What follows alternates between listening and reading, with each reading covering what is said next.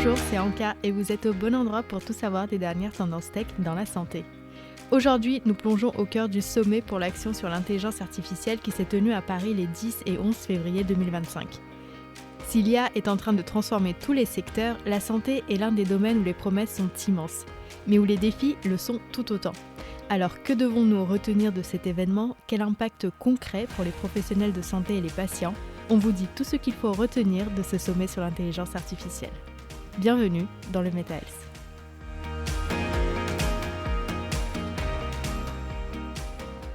Évidemment, vous l'avez entendu, l'un des grands chiffres à retenir de ce sommet est l'investissement colossal annoncé par le président Emmanuel Macron, 109 milliards d'euros pour l'IA en France. Un montant impressionnant mais difficile de dire à ce stade combien ira au secteur de la santé car les détails précis de la répartition ne sont pas encore connus. Cependant, plusieurs initiatives laissent présager des avancées significatives dans ce domaine. Au niveau européen, la Commission a lancé InvestAI, un programme de 200 milliards d'euros dont une partie sera consacrée à l'IA appliquée à la santé. C'est un signal fort que l'IA médicale est une priorité pour toutes les institutions publiques.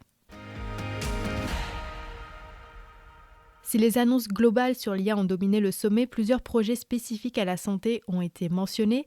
Parmi eux, un investissement britannique de 96,5 millions d'euros pour la recherche en IA appliquée au cancer et à la découverte de nouveaux médicaments au Royaume-Uni. Le lancement de Current AI, un partenariat international doté de 400 millions de dollars visant à accélérer l'innovation en IA avec la santé parmi ses axes prioritaires. Le projet Partage, financé à hauteur de 6,9 millions d'euros, qui mobilise 20 hôpitaux et 10 équipes de recherche pour développer un modèle de langage IA spécifique au secteur médical français. En complément, des informations publiées en amont du sommet dans le projet stratégique 2025-2030 de la Haute Autorité de Santé permettent d'éclairer ces annonces. Notamment le cadre réglementaire et éthique puisque la HAS insiste sur l'importance d'un cadre clair pour l'IA médicale, notamment en matière d'accès aux données et de respect des principes éthiques européens. Également sur le volet évaluation des dispositifs médicaux numériques, puisque la HAS travaille sur un cadre commun d'évaluation pour ces technologies, assurant leur efficacité et la conformité aux normes de santé.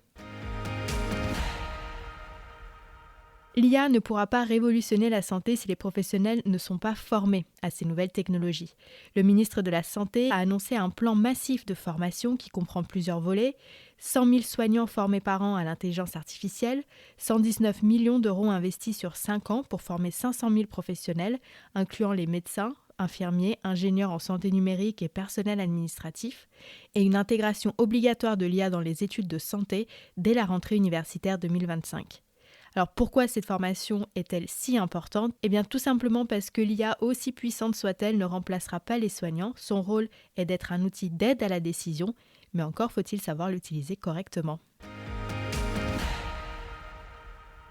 L'IA en santé pose des questions majeures aussi en termes de sécurité, d'éthique et de régulation. Le ministère de la Santé a réaffirmé son engagement pour une IA souveraine, compétitive et de confiance. Pour le ministère, cela passe par l'évolution du cadre réglementaire avec la publication prochaine d'une feuille de route dédiée à l'IA en santé, attendue pour l'été 2025, mais aussi la mise en place de bonnes pratiques et d'un cadre économique durable pour accompagner le développement des technologies médicales basées sur l'IA. Avant même ces engagements, la HAS avait déjà mis en avant la nécessité de définir une régulation adaptée et un cadre européen d'évaluation des dispositifs médicaux numériques pour garantir leur qualité et sécurité. Je ne vous l'apprends pas, l'IA ne fonctionne qu'avec des données de qualité. La France mise sur le Health Data Hub et sur l'espace européen des données de santé pour structurer et sécuriser l'accès aux données de santé. Mais la question de l'utilisation secondaire des données médicales reste un sujet de débat. D'ailleurs, une consultation publique est en cours pour encadrer ces usages tout en garantissant la protection des patients. Enfin, il faut mentionner l'IA pour la santé mentale. C'est un sujet qui a été mis en avant par la HAS avant le sommet avec l'intégration de l'IA dans la prise en charge de la santé mentale. De nouveaux outils permettent un meilleur repérage et suivi des troubles mentaux, notamment pour les jeunes et les populations vulnérables, l'automatisation de certains diagnostics et la personnalisation des prises en charge, et enfin des thérapies numériques soutenant les patients souffrant de troubles anxieux et dépressifs. Ces réflexions anticipées par la HAS se retrouvent pleinement dans les ambitions affichées lors du sommet. Pour conclure, ce sommet IA 2025 marque une étape clé dans l'intégration de l'intelligence artificielle en santé. Si les financements et les projets sont ambitieux, plusieurs défis restent à relever, notamment la formation des professionnels pour une adoption efficace des outils d'IA, l'encadrement de l'usage des données médicales pour garantir transparence et éthique, et enfin l'accélération massive de l'innovation tout en assurant un accès équitable aux nouvelles technologies. La feuille de route attendue cet été devra préciser comment ces ambitions se traduiront concrètement. En attendant, une chose est sûre, l'IA va profondément transformer notre système de santé, à condition que cette ambition soit soutenue par des actions concrètes, proches des besoins des acteurs de terrain. Merci beaucoup de nous avoir suivis pendant cette semaine dédiée à l'intelligence artificielle suite au sommet pour l'action sur l'IA.